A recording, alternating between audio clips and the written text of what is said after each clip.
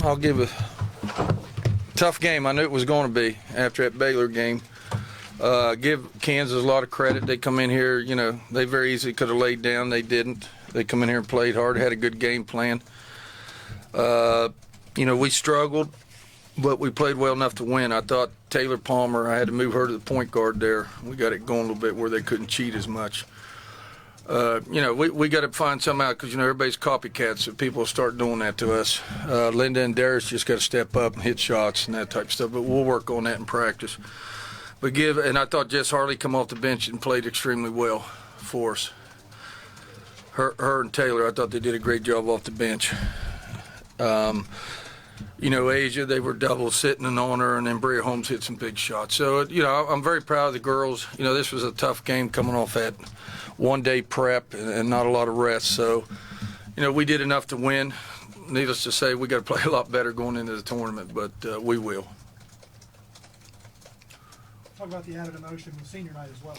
Yeah. And what was on the line. Yeah, between that and then, we had to make a decision. We're going to put Brooke out there. She's not ready. Do we put her out there and then hopefully we get the jump ball? We can take time out, or if they get the ball, we can foul real quick, that type of stuff. And then between the senior night and, Baylor and all that stuff going on. But, I thought we settled down there, especially the second half a little bit, and got it going a little bit, got running a little bit, defended a little bit better. So, overall, it wasn't our best effort, but, it was good enough to win. And, again, great crowd. I want to thank the whole crowd. A great crowd, great enthusiasm, and, that's the way to take these girls out. Just a great crowd and a great job with the crowd. So our girls really appreciated that, and I really appreciate it too, that, because those girls deserved that.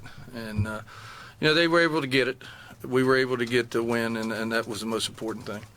Mike, you said yesterday that conference championships weren't real high on your pecking order in NCAA. Now that you got one, does it feel any better, any different? Yeah, I'm glad we got it.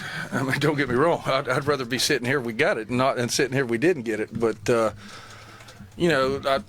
honestly, my whole career, it's always been about seeding, getting a good seed and location. And that now, you got to play a Big 12 tournament, so now you got to go do that. But I think it's all about seeding. I think, hopefully we're going to be a 2-3 seed and see where we're placed. It's all about location, who your draw is, and who you're seeded with. So that's going to be the most important thing. But right now I didn't even mention our next game. I usually do.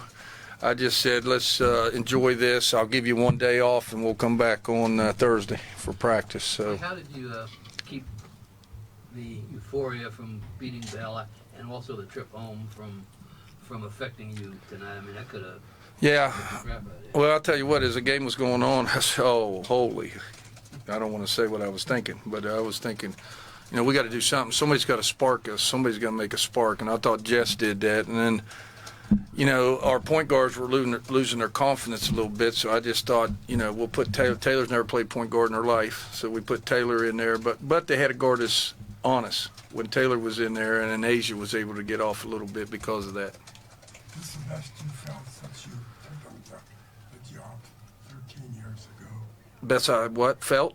Is this the best that you feel right now? Yeah, this group, and again, it's great. We won, if Baylor wins a big co-chance, but to win the Big 12 in the second year is great. And with this group, a lot of times you have seniors and, you say the right things about your seniors because people are going to write it down. But I really mean what I say about these seniors this time, and they're just great people. They deserve this. They worked hard during the summers and all that, and that makes it all worthwhile when you work hard all summer and you got to listen to me the whole time and that type of stuff, and then come out here and be successful. That's what it's all about. Mike, I know you like to get moved at this point, but you've been in the Big 12, the Big East, conference regular season championship versus the conference tournament championship. Which one's more impressive? I think the regular season is. I think we played in two tournament championships in the Big East, and whoever gets hot right there, and we got hot at the right time. I just think the true champion, especially in our league, when you play everybody twice. I mean, there's a true champion. When everybody's got to play everybody twice, I think that's, in the long haul and everything that goes on, injuries and travel, you add all that in and you can still, only lose 2 games in the Big 12. That says a lot about our players. Coach, you talked about the backup point guard a little bit. We saw Rook obviously come out there. Any chance that she could be available in a couple weeks? Yeah, we're hoping. Yeah, absolutely, we're hoping. She's just not 100%, and I'm just not going to take a chance. If she's not 100, I'm not going to put anybody out there that's not 100%. It's just not worth it. So, we'll wait. She's getting better every day, and she'll continue to rehab, and then we'll go from there. When did you make that decision that you were going to try to put her out there? Oh, let's see. I got over to the gym at 5:30 and been debating it back and forth and all that. Here's the problem. She's not 100%. You put her out there because, everybody wants her out there senior night. And then all of a sudden she turns the wrong way and now she's delayed or her knee swells up. And then who looks like a dummy? I do. And then everybody's going to be saying, well, why would you do that? She's not 100%. Put her out there. And if you don't put her out there, well, why wouldn't you put her out there just for the jump ball? So it was not a win-win situation for that. But we just decided at the end, you know what? She deserves that. She's worked hard for 4 years. If she thinks she can go out there for the jump ball, let's do it.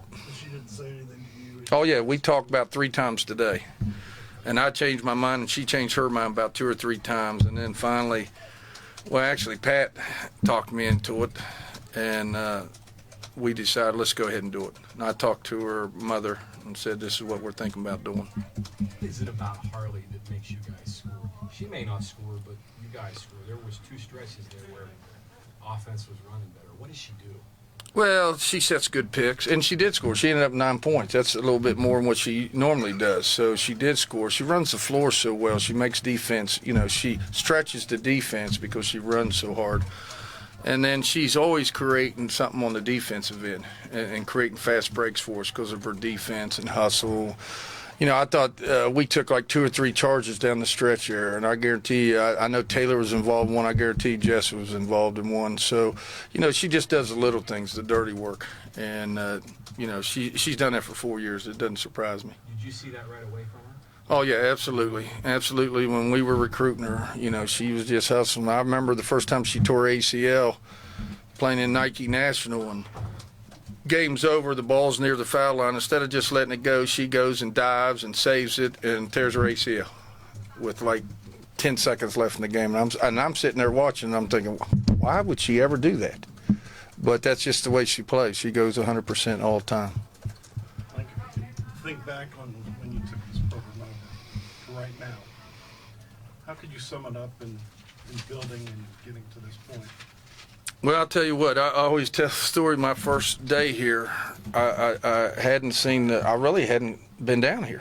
And so when I was announced in front of the media, I went upstairs. I said, where's the offices?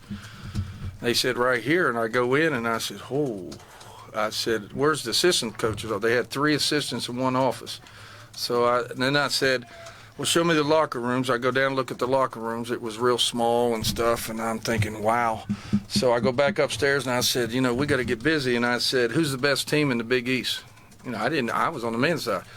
They said, Connecticut. I said, do we have a tape from last year? And Shirley Millie, my secretary, said, yeah, but I don't think you want to watch that one. I said, yeah, I do. We got beat by, I think, 70. So then I was thinking, hell, I need to go back to Salem. I was ready to call the president of Salem. But, that's just, at Salem when I went there, it was they were only winning 4 or 5 games, and we were able to build it. And then here. And administration has just been great. I mean, once I got in here and we started talking about what we need to be successful, and the administration was just fantastic. And, it all starts with recruiting. This championship started 4 years ago. It didn't just start this year. All the assistant coaches and the hard work they put in recruiting, getting these players in here. And then once they get here, the people making them better and skill develop and that and the hard work that they did. It takes a lot of people. When do you think you made the decision that this was the place you wanted to stick around and establish and really? Well, I never wanted to leave West Virginia. When I was on the men's side, I had opportunities, and I just wasn't leaving West Virginia. And then when this opportunity came up, I was thinking, well, it's girls, I don't know about that. But, and I always tell people, what's the difference between coaching girls and guys? And I narrowed it down to 3 things. Number 1, girls want to be coached a little bit more. Guys, you know, they think they know it all, and they don't need as much help, and they don't listen as well. And then the other thing, 2 guys could get in a fist fight in the middle of practice. And then after that, they go out and eat together and all that. 2 girls get in an argument in the middle of practice. It goes on for 3 months. They just keep bringing it up. And then last but not least, you could be at halftime. And this happened to me my first halftime on the women's side. I didn't mention any names because I normally don't mention names. I'll just say, you know, I don't like to point people out unless I have to. So I'd say, we're not blocking out, we're not coming off pitch, you're not setting good screens and all that. As the players were coming out, everybody had their head down. I said, what is wrong with everybody? And they said, Coach, I know you were talking about me. So every girl in there thought I was talking about them. On the guy's side, they're looking at each other saying, hell, he ain't talking about me, he's talking about you. So they're not going to take that, you know. They don't do anything wrong. So that's something I really noticed, the 3 things. But, you know, it's been great. It's been great. It's been a challenge, and, you know, that's the way, you know, I was able to do that at Salem, and it's great to be able to do that here, and it's great to do it in the state of West Virginia, because I was going to coach in the state of West Virginia somewhere, because I wasn't going to leave. So I wanted to be where my family was and all that. So what better place could you coach at than here? Anything else for Coach? What do you do with the net? I don't know where it is. I don't know. I don't get into that stuff, Bob. Hey, thank you. Appreciate it. Congratulations.